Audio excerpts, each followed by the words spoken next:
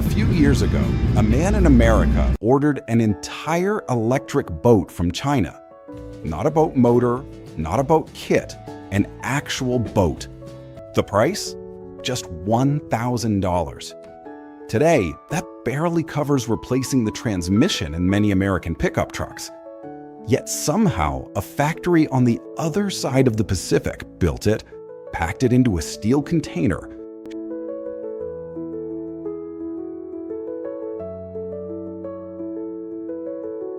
shipped it more than 7,000 miles, and still sold it for about the price of a premium smartphone. At first, this sounds like a story about China, about manufacturing, about globalization. But the deeper you look, the more you realize this was never really about the boat. It was about something America may be quietly losing.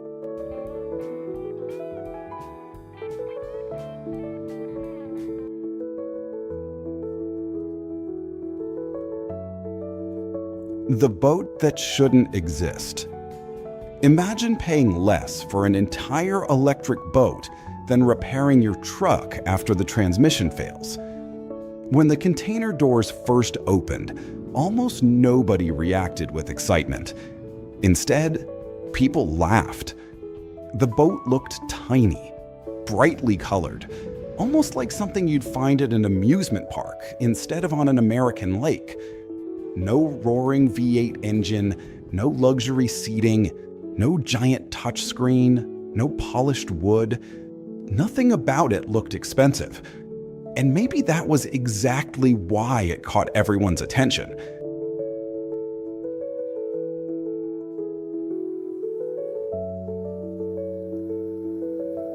Because Americans are used to seeing recreational boats become bigger every year. More horsepower, more luxury, more electronics, more money. This little boat seemed to move in the opposite direction. Its existence almost felt impossible. How could something this cheap actually work? That question made the boat interesting, but the answer would reveal something much bigger than the boat itself. Because the most surprising part wasn't its price. It was the industrial machine that made that price possible.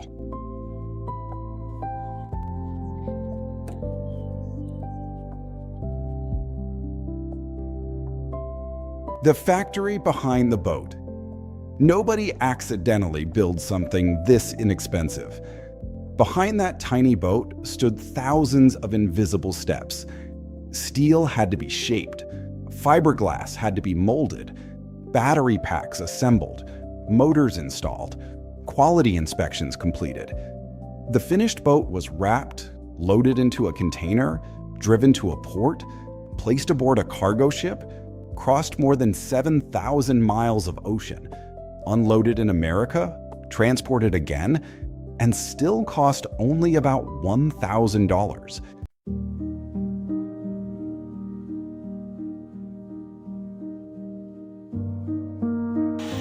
Think about that for a moment. This wasn't one factory.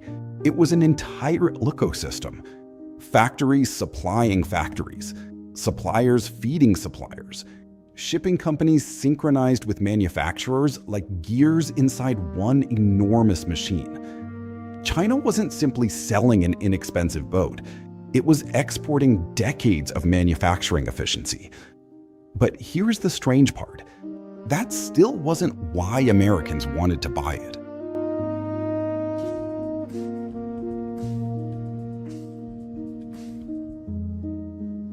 Why Americans wanted it. People weren't buying transportation. If they wanted speed, they could buy something much faster. If they wanted luxury, there were countless better options. Instead, they imagined something much simpler. A quiet lake, a fishing pole resting beside the seat, a cooler filled with cold drinks, a grandfather teaching his grandson how to steer, parents laughing while their kids splashed water over the side. The boat wasn't selling horsepower, it was selling an afternoon. And that's an important difference. Products rarely succeed because of specifications. They succeed because of emotions.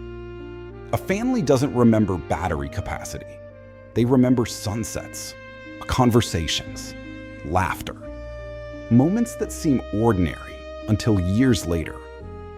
Maybe that's why this little boat suddenly made sense. Not because it was impressive, but because it reminded people how little they actually needed to enjoy life. Still, its biggest surprise hadn't happened yet.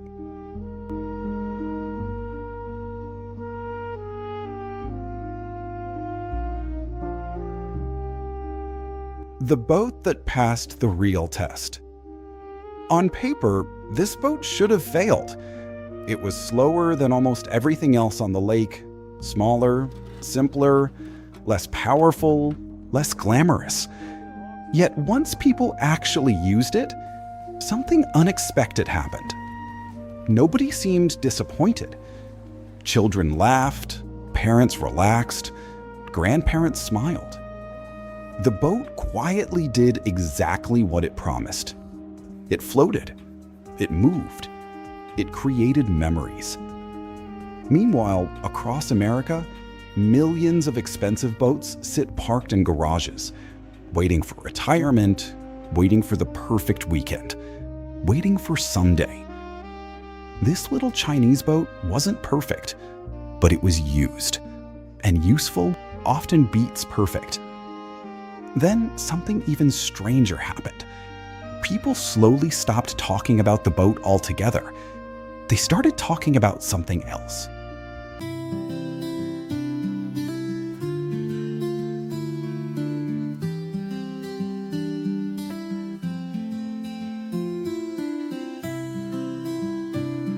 When the comments changed, something unexpected happened after videos of the little boat began spreading online. People stopped arguing about the battery. They stopped asking about the motor. They stopped debating whether it was made in China. Instead, the comment section became something completely different. One person remembered fishing trips with his father. Another talked about spending summers at his grandfather's cabin. Someone else wrote that they hadn't taken their own kids to the lake in years. The boat had somehow become a time machine. Not because it carried people across the water, but because it carried them back into their own memories. Thousands of comments followed the same pattern. They weren't reviewing a product. They were remembering a life. Maybe that's what people were actually chasing. Not another purchase, but another chance to feel something they thought they'd lost. And that realization leads to a much bigger question.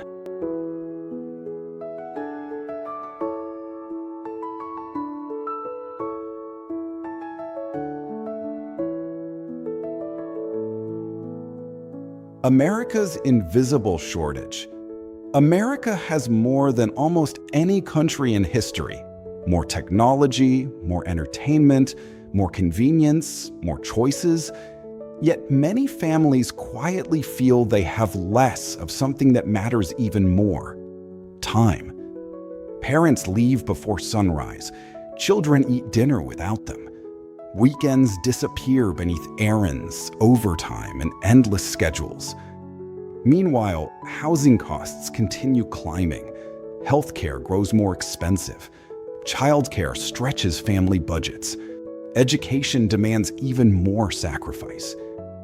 For millions of households, two incomes are no longer a luxury. They're a necessity. Somewhere along the way, family time slowly became another item on the calendar. The little Chinese boat didn't create this reality. It simply exposed it. Because what people admired wasn't the boat. It was the idea that someone still had an entire afternoon free. And perhaps today, that's the rarest luxury of all. But there may be another reason this story resonated so deeply.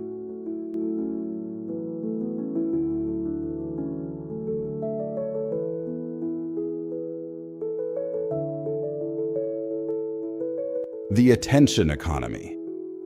Modern life rewards one thing above almost everything else: speed. Answer the email, check the notification, join another meeting, finish another task, move to the next screen. Many people check their phones hundreds of times every day.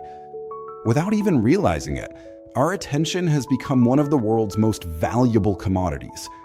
Every app wants it. Every platform competes for it. Every notification interrupts it.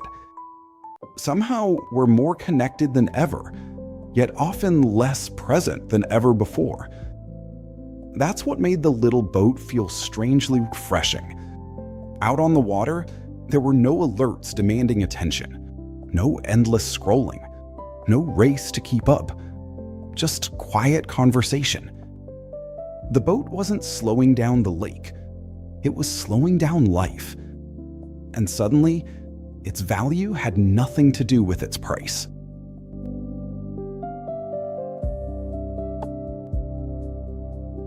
Why simplicity suddenly feels expensive? The boat wasn't luxurious. It didn't have leather seats. It didn't have premium speakers. It didn't have cutting-edge technology. Yet somehow, people envied it. Not because they wanted the boat itself, but because they wanted what surrounded it. A calm lake, a peaceful sunset, children laughing instead of staring at screens, 3 generations sharing the same afternoon. It's strange to think about. A $1,000 boat creating memories that no luxury yacht can guarantee.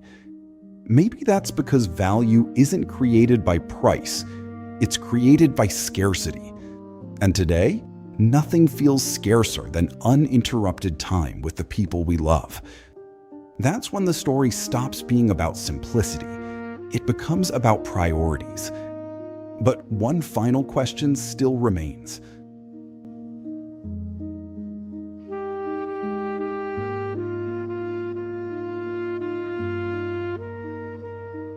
What China actually exported?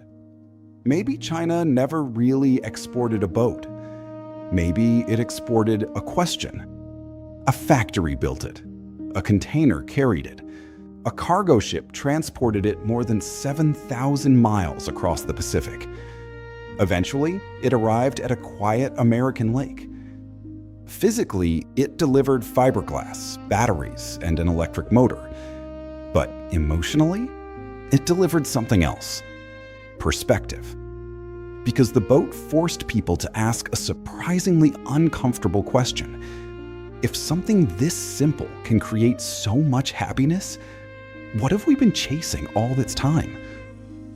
Perhaps the most valuable thing crossing the ocean wasn't the product, it was the conversation that followed. And that conversation leads us to the final lesson.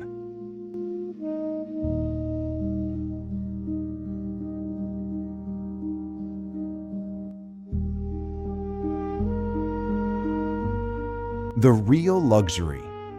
History usually remembers inventions. People remember moments. Years from now, almost nobody will remember how powerful that little boat's motor was.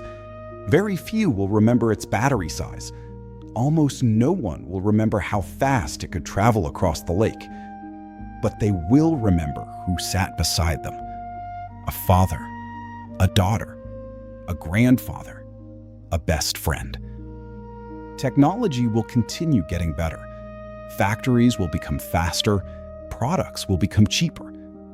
But better technology doesn't automatically create a better life.